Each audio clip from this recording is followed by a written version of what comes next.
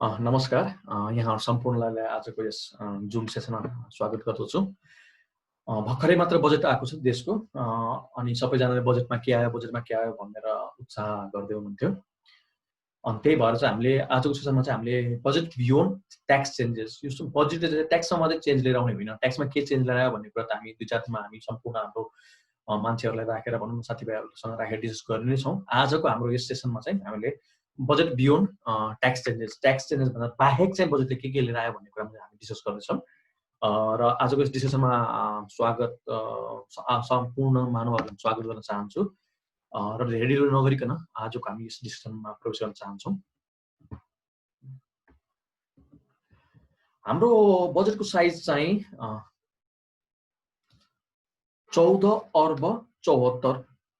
14 खर्ब 74 अर्बको रहेको छ यो वर्षको लागि। यो पहिलेको भनौँ न तुलनात्मक रूपमा पहिलेभन्दा अलिकति सामान्य रूपमा घटेको हो। अनि यसको बजेटको ब्रेकअप चाहिँ कसरी छ भन्दाखेरि यसमा भनौँ बजेटले चाहिँ केमा खर्च गर्ने भनेर एउटा बनाएको हुन्छ। केमा खर्च गर्ने भन्दाखेरि करेन्ट एक्सपेन्डिचरमा खर्च चाहिँ 9.48 खर्ब अथवा 64.4% छ। त्यो भनेको मतलब चालु खर्च चाहिँ सरकारले चालु खर्चमा कति खर्च गर्ने भन्दाखेरि 9.48 खर्ब द्याट इज 64.4% भनेर यहाँ छ। अनि सबैले यो ठुलो पाइ चार्टको सबभन्दा ठुलो पार्ट चाहिँ हाम्रो करेन्ट एक्सपेन्डिचरमा गएको छ। त्यस्तै गरी क्यापिटल एक्सपेन्डिचरमा कति खर्च हुन्छ, कति खर्च गर्ने भन्दाखेरि 3.52 खर्ब भनेको 23.9%। यहाँ चाहिँ हाम्रो 24% भनेर पाएको सेकेन्ड मोस्ट यहाँ आएको छ हाम्रो पाइमा भनौँ न ग्राफमा। त्यस्तै गरी थर्डमा फाइनेन्सियल म्यानेजमेन्टले चाहिँ कति खर्च गर्ने भन्दाखेरि 1.72 खर्ब अथवा 11.7%। त्यसलाई चाहिँ हामी यहाँ 12% हाम्रो पाइमा यसरी ब्रेकअप गर्दाखेरि बजेटको तीनटा प्रमुख पार्टमा बजेट ब्रेकअप भएको छ, करेन्ट एक्सपेन्डिचर, क्यापिटल एक्सपेन्डिचर र फाइनेन्सियल म्यानेजमेन्टमा। र सबैभन्दा प्रमुख हाम्रो 64% करेन्ट एक्सपेन्डिचरमा खर्च हुन्छ। चालु खर्चमा जान्छ भने विकास खर्चमा हाम्रो 24% मात्रै खर्च हुन्छ र फाइनेन्सियल म्यानेजमेन्टमा हाम्रो 12% खर्च हुन्छ। यसरी चाहिँ बजेटको साइज बनेको छ। अब यो 14 खर्ब 74 अर्बको बजेट चाहिँ कसरी स्रोत लिएर आउँछ, पुरा स्रोत परिचालन कसरी गर्ने भन्ने भयो। स्रोत जुटाउने कसरी त भन्ने कुरामा चाहिँ यसरी छ एस्टिमेट सोर्स अफ बजेटको स्रोत चाहिँ यसरी जुटाउने भनेर चाहिँ हामीले आकलन गरेको छौँ। सबैभन्दा सुरुमा 61% चाहिँ हाम्रो ट्याक्स रेभेन्यू कलेक्सन भनेर छ। भनेको मतलब करको वसुली, कर वसुली भनेको हाम्रो income tax, VAT, excise, custom आदि इत्यादि सम्पूर्ण खर्चहरू हुन्छ। यसलाई चाहिँ हामी के भन्छौँ भन्दाखेरि ट्याक्स रेभेन्यू कलेक्सन त्यो मात्रै नभएर हाम्रो घरको जग्गाको कारोबार हुँदाखेरि मालपोत आउने दस्तुरहरू पनि छ, त्यो सबैलाई हामीले ट्याक्स रेभेन्यू कलेक्सन भन्छौँ। ट्याक्स रेभेन्यू कलेक्सन मतलब 61% निकाल्ने अथवा त्यति चाहिँ त्यहाँबाट सोच त्यति आउँछ भन्ने कुरा चाहिँ अर्थ मन्त्रालयले राखेको छ। ट्याक्स रेभेन्यूमा 8.89 खर्ब। त्यस्तै गरी दोस्रोमा हाम्रो 20% चाहिँ हाम्रो के छ भन्दाखेरि फरेन लोनको छ। फरेन विदेशबाट पैसा फरेन लोन कसरी आउने भने यसमा चाहिँ इन्ट्रेस्ट पनि दिनुपर्छ, ब्याज दिनुपर्छ। यो फरेन लोनको फरेन लोन भनेको 2.99 खर्ब छ। त्यस्तै गरी तेस्रोमा 15% चाहिँ हाम्रो इन्टरनल नै डेट दिने, सरकारले चाहिँ आन्तरिक रूपमा नै स्रोत व्यवस्थापन गर्नलाई मान्छे भनौँ न संस्थानहरूसँग पैसा लिने भनेर भनेको छ। त्यो चाहिँ हाम्रो 15% हुन्छ हाम्रो सोर्सको बजेटको सोर्सको भने 4% चाहिँ हामीले दात्री निकायबाट सहयोग अथवा फरेन एड भनेर पनि छुट्याएको छौँ। 60.52 अर्ब रुपियाँ चाहिँ हामीले दात्री निकायबाट सहयोगको रूपमा अपेक्षा गरिएको छ बजेटमा। यसरी चाहिँ बजेटको एउटा सोर्स अफ बजेट बनाइएको छ। त्यस्तै गरी अर्को अब आउने आर्थिक वर्षको लागि चाहिँ के प्रक्षेपण गरिएको छ, वाट आर द प्रेडिक्सन्स भन्दाखेरि फर्स्टमा चाहिँ इकोनोमिक ग्रोथ रेट अफ 7%, आर्थिक ग्रोथ वृद्धि दर चाहिँ 7% को हुन्छ भनेर नै प्रक्षेपण गरिएको छ, प्रेडिक्सन गरिएको छ। त्यस्तै गरी इन्फ्लेसनको दर पनि 7% नै हुन्छ भनेर एउटा प्रेडिक्सन गरिएको छ। यो चाहिँ भयो अर्को वर्षको भयो भने आगामी आर्थिक वर्षको लागि भयो प्रेडिक्सन्सहरू। अब अहिलेको जिडिपीमा चाहिँ कुन सेक्टरको कति छ भन्ने कुरामा हामी गर्दैछौँ। प्राथमिक क्षेत्र, द्वितीय क्षेत्र र तृतीय क्षेत्रमा जस्तै प्राथमिक क्षेत्रको योगदान भनेको 28.2% छ। त्यस्तै गरी द्वितीय क्षेत्रको योगदान भनेको हाम्रो 13.73% छ र तृतीय क्षेत्रको योगदान चाहिँ हाम्रो 58.07% छ है। अब यो प्राथमिक क्षेत्रमा हाम्रो के आउँछ भन्दाखेरि कृषि तथा वन, मत्स्य पालन र खनिज।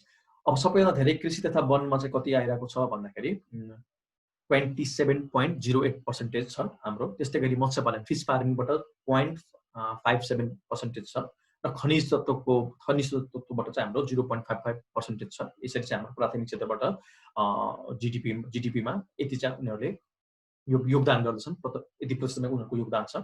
त्यस्तै गरी द्वितीय क्षेत्रबाट हाम्रो योगदान 13.73% छ। अब द्वितीय क्षेत्रमा के आउँदैछ भन्दाखेरि उत्पादनमूलक उद्योगबाट 5.09% छ। त्यस्तै गरी निर्माण क्षेत्रबाट 7.23% छ र विद्युत, ग्यास र पानीबाट 1.41% छ।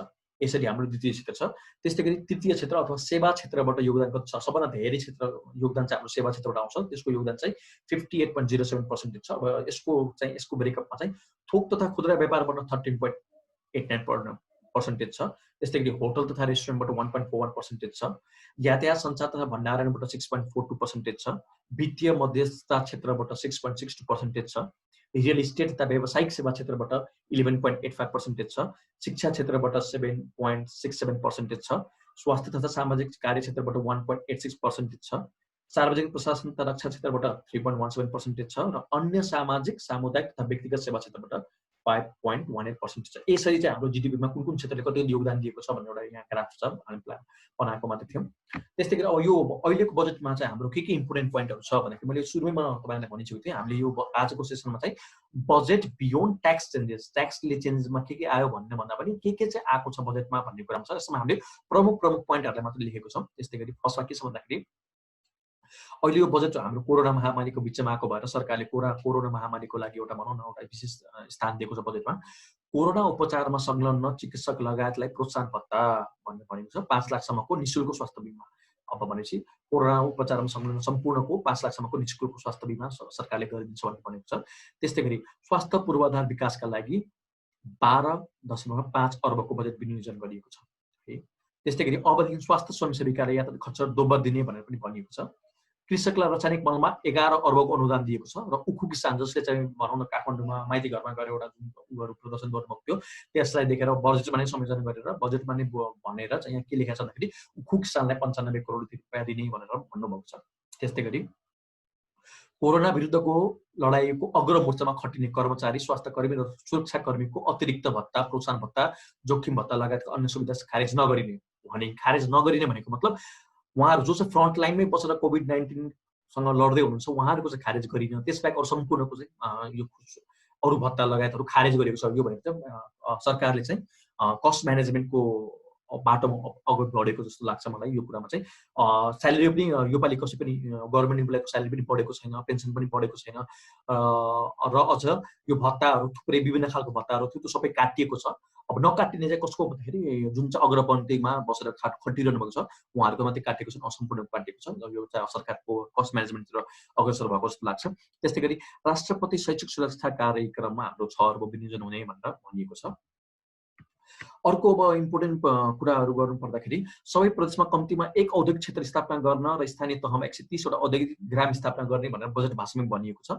त्यस्तै गरी आगामी वर्षभित्रमा देशभरि नै 4G सेवा विस्तार गरिने भनेर भन्नुभएको छ अर्थमन्त्रीज्यूले। त्यस्तै गरी अहिले कालापानी विपुलेखको कुरा आइरहेको थियो, त्यसैको लागि होला सीमा सुरक्षाका लागि सशस्त्र प्रहरीको थप 39 वटा बोर्डर आउटपोस्ट निर्माण गरिने भनेर पनि बजेट भाषणमै आएको छ।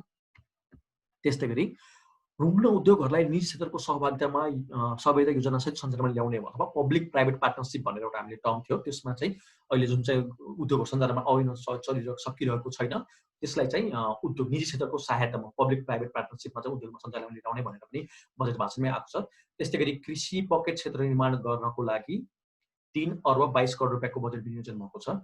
अनि खाद्य सुरक्षा र आपूर्ति व्यवस्था सुदृढ गर्नको लागि 200 वटा खाद्यान्न भण्डार केन्द्र स्थापना गर्ने भनेर भन्नुभएको छ। त्यसको लागि 1 अर्बको बजेट विनियोजन गरिएको छ। यो चाहिँ थियो। अब यसलाई चाहिँ भनौँ न मैले सेक्टर वाइज पनि हल्का अलिक स्पेसिफिक भएर चाहिँ राखौँ कि भन्ने हिसाबले थियो र सबैभन्दा सुरुमा अहिले मैले सबैलाई भनिने सबैलाई भनि नै हालेँ। अहिले सबभन्दा सुरुमा यो बजेट हाम्रो महामारी कोभिड-19को महामारीको बिचमा आएको भएर हाम्रो फर्स्ट प्रायोरिटी सेक्टर नै हेल्थ सेक्टर थियो। त्यही भएर health minister budget increases to 6.96 अर्ब भनेर त्यहाँ लेखिएको छ। त्यस्तै गरी 6 अर्ब has been allocated in order to disburse immediate covid treatment course. एकदम आकस्मिक रूपमा अहिले नै कोभिडसँग लडिहाल्नको लागि चाहिँ 6 अर्ब रुपियाँ विनियोजन गरेको छ। यो मैले अघि नै नेपालीमा पनि भनिसकेको थिएँ, यो कुरा मैले ठिकै फेरि रिपिट भएको छ। ₹5 lakh of free health insurance for health worker, त्यो भएकै छ। अर्को एउटा कुरा चाहिँ mandatory health checkup for any individual entering Nepal आउँदै भन्दाखेरि जो चाहिँ आउँदै हुन्छ प्रवेश गर्न खोज्छ उहाँहरूको लागि चाहिँ म्यान्डेटरी हेल्थ चेकअप भनेर भनेको छ। अब त्यो म्यान्डेटरी हेल्थ चेकअप चाहिँ कसरी गराउने हो, कसरी गर्ने हो भन्ने कुरा चाहिँ बिस्तारै आउँछ होला। अब अर्को एउटा राम्रो लागेको कुरा चाहिँ one phone number for the whole country in order to access ambulance service हो। एउटै नम्बरमा फोन गरेर नेपालभरिबाट जहाँबाट पनि एम्बुलेन्स सर्भिस लिन सक्ने भनेर एउटा जुन नम्बर बजेट भाषामा भनिएको थियो त्यसको राम्रो छ। अर्को चाहिँ highway trauma centre to be establish, किनभने भनौँ न हाम्रो जति पनि राजमार्गहरू छ राजमार्गहरूमा चाहिँ धेरै जसो दुर्घटना हुने भएर चाहिँ हाइवे ट्रमा सेन्टर चाहिँ बनाउने अथवा राजमार्गकै छेउमा कतै व्यवस्थित रूपमा चाहिँ हाइवे ट्रमा सेन्टर बनाउने भन्ने कुरा आएको छ, त्यो पनि राम्रो कुरा हो। अर्को कुरा चाहिँ corona insurance 50% premium to be paid by the government. Corona इन्सुरेन्समा यो महामारी महामारीसँग सम्बन्धित भएको भएर यो कोरोना इन्सुरेन्स जसले गर्छ त्यसको 50% चाहिँ सरकारले नै खर्च बेहोरिदिने भनेर एउटा आएको छ। एग्रिकल्चर सेक्टरमा चाहिँ अर्थमन्त्रीजीले दुईवटा कुरा भन्नुभयो, अरू थुप्रै कुरा भन्नुभयो, दुईवटा कुरा जुन चाहिँ मलाई एकदम इम्पोर्टेन्ट जस्तो लाग्यो। एउटा चाहिँ self reliant in milk and meat products.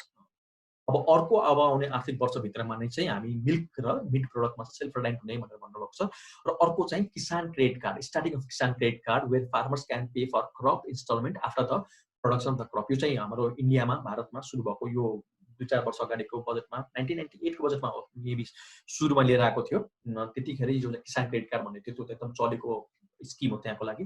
यसमा चाहिँ के हुन्छ भन्दाखेरि किसानले चाहिँ सुरुमै चाहिँ साउ महाजनका गएर पैसा लिएर बिउ बिजन किन्न जाने भन्दा पनि सरकारले चाहिँ एउटा सर्टेन क्रेडिट कार्ड जस्तो बनाइदिएको हुन्छ, त्योलाई प्रयोग गरेर किसानले आफूलाई चाहिने बिउ बिजन अथवा जे चाहिन्छ त्यो कुराहरू किन्ने, किसानले रोपाई गर्ने, सबै कुरा गर्ने र सम्पूर्ण सकिसकेपछि बेचेर बजारमा लगेर बेचेर आएको पैसा बल्ल चाहिँ तिर्ने भनेर छ। यो मोडल चाहिँ इन्डियामा हो। अब नेपालमा कुन मोडलिटीमा कसरी आउँछ भन्ने कुरा चाहिँ अब हेर्न बाँकी छ। त्यो एउटा किसान क्रेडिट कार्डको फेसिलिटी सुरु गर्ने भन्ने कुरा हाल्नुभएको छ, त्यो एउटा राम्रो छ। अब फाइनेन्सियल सेक्टरमा पनि त्यस्तो खासै डिजिटलाइज गर्ने यताउति गर्ने भन्नु छ, त्यसलाई मैले त्यति इम्पोर्टेन्स सहित राखेको छैन। जुन चाहिँ एकदम इम्पोर्टेन्स सहित आएको छ अथवा त्यो छ त्यसलाई चाहिँ मैले इन्करेज छु। Banking and financial institution will be encourage to be merge and acquisition भनेर भन्नुभएको छ। यो पहिलेदेखि नै हाम्रो भइ नै रहेको थियो। यो आज यो पालिको बजेटमा मात्रै हो, प्रिभियस थुप्रै 3-4 वर्ष अगाडिको बजेटदेखि नै यसलाई चाहिँ फाइनेन्सियल इन्स्टिट्युसनहरूलाई चाहिँ मर्ज गर्ने भन्नुभएको छ। कमर्सियल ब्याङ्कमा को सङ्ख्यामा खासै कमी नआए तापनि भनौँ न अहिले पनि रिसेन्टली एउटा बिगेस्ट एक्विजिसन त हाम्रो जनता bank merge with global IME भएको थियो र यो यसको स्टार्टिङ चाहिँ ब्याङ्क अफ एसिया र एनआइसी ब्याङ्क मर्ज भएर भएको थियो भनौँ न। भनेपछि त्यसरी चाहिँ कमर्सियल ब्याङ्कको मर्ज एन्ड एक्विजिसन त भइ नै रहेको छ, त्यसलाई फेरि कन्टिन्यू नै गर्न होला। योपालि फेरि अर्थमन्त्रीले आफ्नो बजेट भाषणमा नै banking and financial institution will be encourage to be merge and acquisition भनेर भन्नुभएको छ। कमर्सियल ब्याङ्कको सङ्ख्यामा खासै कमी नआए तापनि डेभलपमेन्ट ब्याङ्कको सङ्ख्या चाहिँ यसले गर्दाखेरि एकदम घटेको नै छ। त्यस्तै गरी अहिले अब फेरि भनौँ न मेगा ब्याङ्क गण्डकी विकास ब्याङ्कलाई एक्वायर गरेको छ भने डेभलपमेन्ट ब्याङ्कमा चाहिँ फेरि यो राम्रै गरी नै इम्प्लिमेन्ट भएको जस्तो लाग्छ मलाई। अर्को चाहिँ industries and public transport that have been affected will get extension in insurance हो। यो जुन अहिले कोभिड-19 महामारीले गर्दाखेरि पब्लिक इन्डस्ट्रिज र पब्लिक ट्रान्सपोर्ट जसले चाहिँ चलाउन पाउनु भएन उहाँहरूलाई चाहिँ केमा चाहिँ भन्दा इन्सुरेन्समा चाहिँ एक्सटेन्सन दिन्छु भनेर चाहिँ अर्थमन्त्रीले नै भन्नुभएको छ। र यो अर्को चाहिँ ट्याक्स डिडक्सन एट सोर्स, यो ट्याक्सको कुरा हाम्रो अर्को ट्याक्सको सेमिनारमा वेबिनार हामी त्यसमा बारेमा छलफल गर्ने नै छौँ, तर त्यसलाई मैले यहाँ भनि मात्रै हालेँ।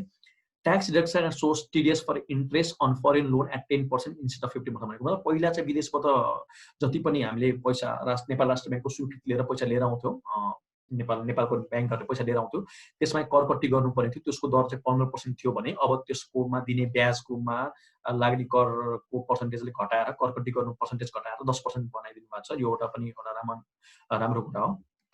अब टुरिज्म सेक्टरले सबभन्दा हार्डेस्ट सेक्टर टुरिज्म सेक्टर थियो, यसमा केही आउला भन्ने थियो। अब यसमा खासै त्यस्तो कुरा नआए तापनि अब आएको कुरा चाहिँ मैले लेखेको छु। One province one tourism sport program to be encourage भनेको एउटा प्रदेशमा एउटा टुरिज्म स्पोर्ट हुने प्रोग्रामलाई चाहिँ इन्करेज गर्छु भनेर भन्नुभएको छ। अब यो कुन लेभलमा आउँछ, यसको कार्यविधि के हुन्छ त्यसको बारेमा त अब पछि बल्ल थाहा हुन्छ होला।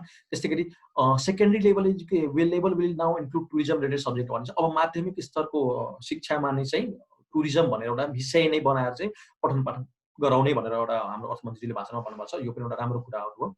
त्यस्तै गरी tax rebate interest subsidy to be provided to airlines, travel agency and trek agency, यसमा के दिनुभएको छ, के आउँछ भन्ने कुरा हामी अर्को ट्याक्सवाला सेसनमा हामी गफ गर्ने नै छौँ। त्यस्तै गरी अर्को चाहिँ government employees and related institution will be encourage in internal tourism. अब अहिले चाहिँ टुरिज्म हार्डली हिट सेक्टर भयो, बाहिर विदेशबाट विदेशी पर्यटकहरू आउने सम्भावना एकदम न्यून भएको भएर नेपालभित्र कुनै आन्तरिक पर्यटनलाई बढावा गर्नको लागि चाहिँ गभर्मेन्ट इन्टिटिजहरूलाई नै, गभर्मेन्ट इम्प्लोइहरूलाई नै चाहिँ घुम्न जाने भन्ने एउटा वातावरण बनाउन, प्रोत्साहन गर्ने भनेर बजेट भाषामा भन्नुभएको छ। अब त्यो प्रोत्साहन कसरी हुन्छ, कुन रूपमा आउँछ त्यो हेर्न बाँकी छ। त्यस्तै गरी अब इन्डस्ट्रीमा मलाई एकदम मन परेको एउटा कुरा चाहिँ government employees and national organisation employees uniform will be produce through national fabric हो, एउटा बजेट भाषणमै आएको कुरा थियो। भनेको मतलब राष्ट्र सेवक कर्मचारीहरूको सम्पूर्णको जुन युनिफर्म हुन्छ त्यो चाहिँ नेपालमै स्वदेशी उत्पादन नै बनाउने भनेर भन्नुभएको छ। अब यो भयो भने नेपालको स्वदेशी कपडा उद्योगहरूमा केही प्रोत्साहन हुन्छ कि भन्ने कुरा लागेको छ। अनि अर्को एउटा मलाई मन परेको कुरा चाहिँ माइग्रेन्ट्स लेबरको बारेमा थियो। Migrants who are interested to self agriculture can now initiate business by land bank, एउटा ल्यान्ड ब्याङ्कको कन्सेप्ट लिएर आउनु भएको छ। अब यसको कार्यविधि त आउनै बाँकी छ, यसलाई कसरी काम गर्छ भन्ने कुरा पनि हेर्न बाँकी छ। तर एउटा ल्यान्ड ब्याङ्क भनेर राम्रो कन्सेप्ट आएको छ। अनि त्यस्तै गरी अब यसमा कन्सेप्ट मात्रै नभइकन ₹50 crore allocated for the share investment land bank, land ब्याङ्कमा सेयरको सरकारको स्वामित्व भनौँ न, सरकारले आफ्नो लगानी गर्ने भने 50 करोड रुपियाँ पनि छुट्याइसकेको छु भनेर पनि भन्नुभएको छ। र अर्को एउटा राम्रो कुरा चाहिँ land rate works to be digitalise, ल्यान्डसँग सम्बन्धित भनौँ न, नापतोल यो नापीसँग सम्बन्धित अथवा मालपोतसँग सम्बन्धित सम्पूर्ण कुरा चाहिँ डिजिटलाइज गर्ने भन्ने कुरा बजेट भाषणमा आएको छ। त्यो एउटा राम्रो कुरा हो। यति भन्दै आजको यस सेसनमा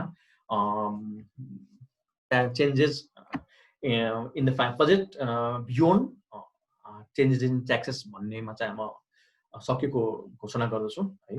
अब हाम्रो अर्को सेसनमा चाहिँ हामी changes in tax act by finance bill चाहिँ हाम्रो अर्को सेसन हामी गर्नेछौँ। Changes in tax by finance bill 2017 हाम्रो अर्को सेसन हुनेछ। त्यसमा हामी अझै धेरै पार्टिसिपेन्टहरूलाई लिएर आएर अझै धेरै तपाईँहरूको क्वेरी, स्पेसिफिक क्वेरी लिएर कहाँ के डिस्कस गर्ने भन्ने कुरा डिस्कस गर्छौँ। आजको लागि चाहिँ हामीले यति नै गर्दैछौँ। हस् त, धन्यवाद।